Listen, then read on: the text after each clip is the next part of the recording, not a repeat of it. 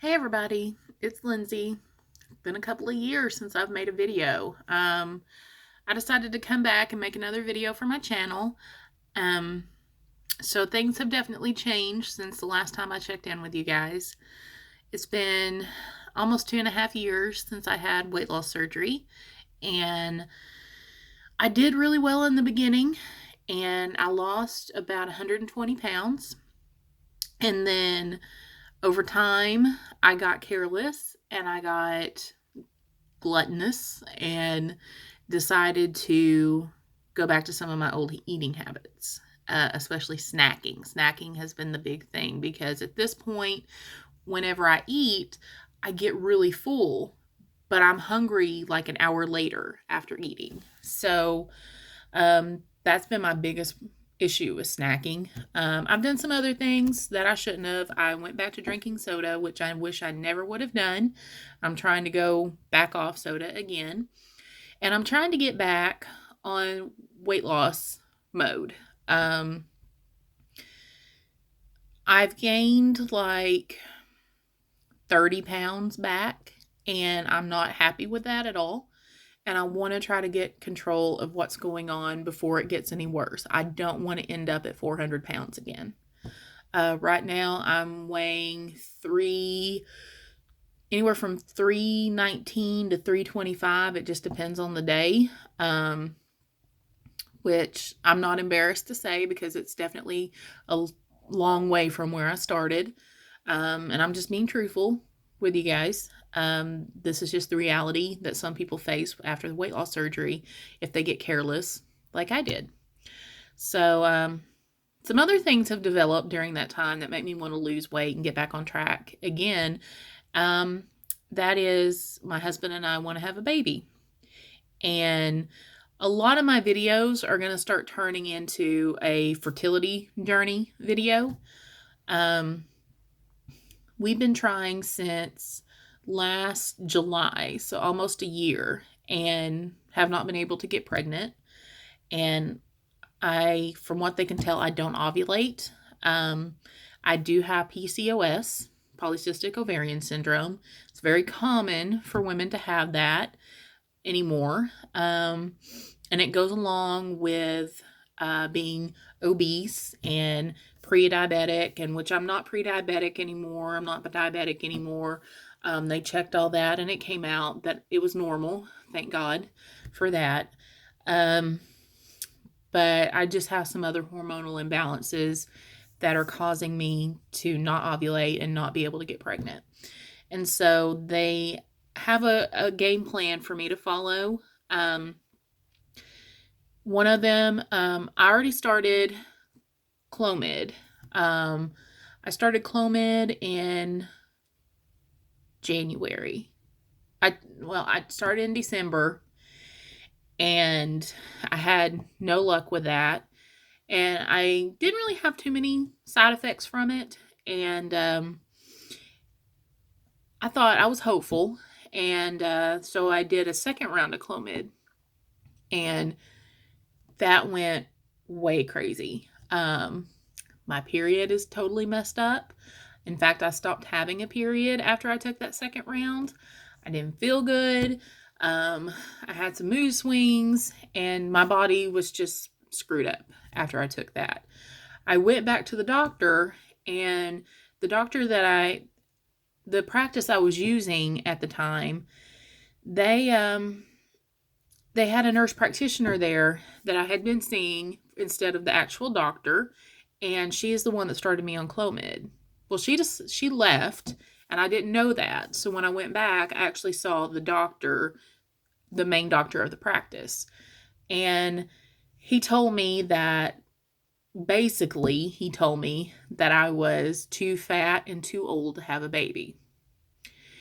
And I'm going to be 34 next month, which is not too old to have a baby. There are many women that have babies at 34, 35, even 40 anymore. And I did tell him, I've already lost weight. And he said, well, you need to lose at least 80 more pounds. And I'm like, that's going to take forever. It's not as easy to lose the weight anymore after 2.5 years since I've had surgery. And Yeah, he said that he wouldn't have helped me to begin with. Like, they never should have prescribed me anything to help me to have a baby, which was definitely hard to hear. After that happened, I made an appointment with a fertility clinic, um, and things have gone well. I was really afraid of my first appointment. I was afraid that they were going to tell me the same thing that that doctor had told me, but they were understanding and they were caring, and they said that they think they can help me, which is exciting. And they did ask that I lose weight, and they asked that I lose about 30 pounds, which is what I want to lose anyway. And so that's another reason why I want to get back on the weight loss train. Yay. Because I definitely want to have a baby. The reason we waited so long, we've been married going on 7 years. We've been together for 8. And at first we didn't want children. And then as I got older, especially when I turned 30, I really wanted to have children. And my husband decided that he wanted to have a kid too. So at the age of 30, I started on the journey of trying to get someone to help me to see if I could get pregnant, or if not, assist in getting pregnant. And at that time, we were derailed, and I was told that I couldn't stay on a certain medication that I'm on for my bipolar disorder and get pregnant. And I tried to go off of that medication, and I couldn't. It's just something I need to function. It's what keeps me, on the straight and narrow, keeps my moods in check. It's just not good if I'm not on it. And so my doctor and my psychiatrist and I talked about it, and he agreed that I needed to stay on the medication, but if I wanted to get pregnant, he would have to have me sign the paperwork saying that I was going against medical advice, and I was staying on the medication, even though it has potential to affect a baby during development. And I looked up the side effects that it could have to a baby, and the main thing that it can cause, and it's a low chance, is cleft palate. I decided that it was worth chancing to have a baby. Some people might think that's selfish, but I don't. That works for me. And so the OBGYN I was seeing at the time decided that she was not going to allow me to get pregnant if I was on that medication. So I changed doctors. That's when I saw the doctor I previously talked about that told me I was too fat and old to have a baby. And now here I am with a fertility practice, and they think they can help me. I just need to lose the weight, start Femera, which is a fertility drug. It's actually a chemotherapy drug. It's not chemo itself, but it is used to treat certain kinds of breast cancer. But they found that it also works really well treating infertility. So I'm going to start that and see how that goes.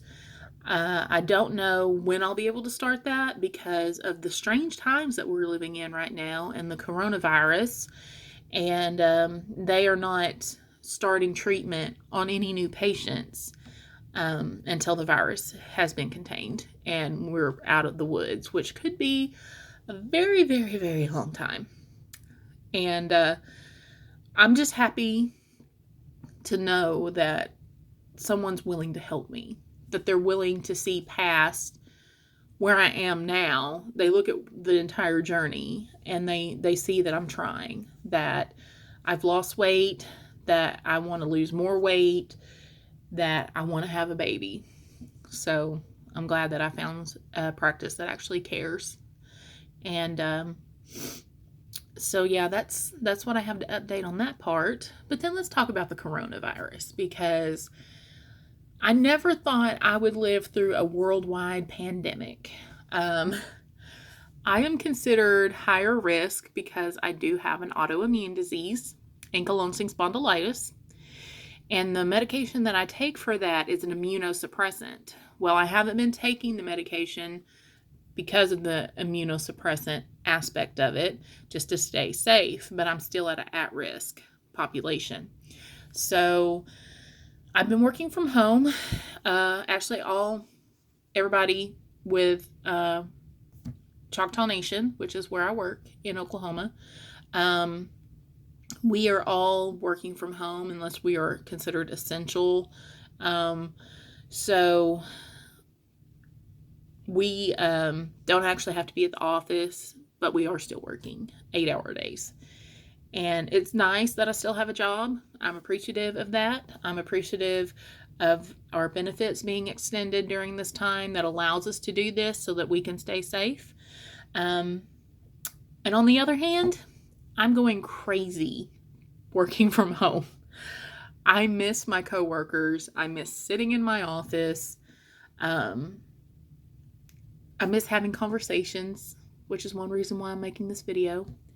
And I miss going out and doing fun things. Really, the only things that we do is we go to the store, the grocery store, when we need to get a prescription filled or to get some groceries, and we go fishing. And sometimes we go get food to go and bring it home. That's what we do, which is a lot more than some people are doing. But if I didn't do that, I would completely lose my mind. Because of my mental health struggle, I need to get out of the house and see the outside world to stay sane. Otherwise, my anxiety just goes crazy. But anyway, so that is what is going on right now with the pandemic. Oklahoma is trying to reopen the state. I'm pretty iffy on where that stands. Like, I want to be social again. I want things to reopen. I want to be able to go out, but at the same time, I want to be safe. So, even though the state is trying to reopen, I may not be going out at first. Just to stay safe and just to see how things go in the beginning before deciding that it's time to move on with life. But yeah, my husband is also working from home, and we're getting to spend a lot of time together. And no, we haven't drove each other crazy yet. We've actually been getting along fine, like we always do. And we celebrated our 8-year anniversary of just being together in March. And then in June, we're going to celebrate 7 years of being married. And we're still as happy as when we got married, and as happy as when we got together. So we're very blessed in that. And we provide each other support during this time. So that's pretty much all I have to say. I don't know if you guys watch the YouTube or Facebook clips of Leslie Jordan, who played Beverly Leslie in Will and Grace, but they are hilarious.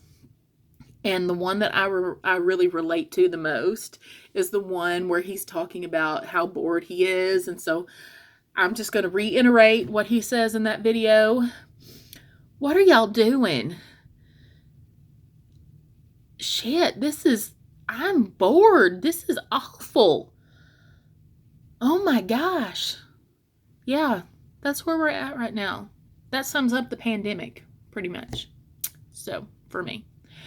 But anyway, so I'm going to end my video now. If you watch, thanks for watching. If you have any questions about anything that I'm dealing with or anything that you need support with, let me know. And I pray that all of you stay safe and healthy. So we'll talk to you guys later. Bye.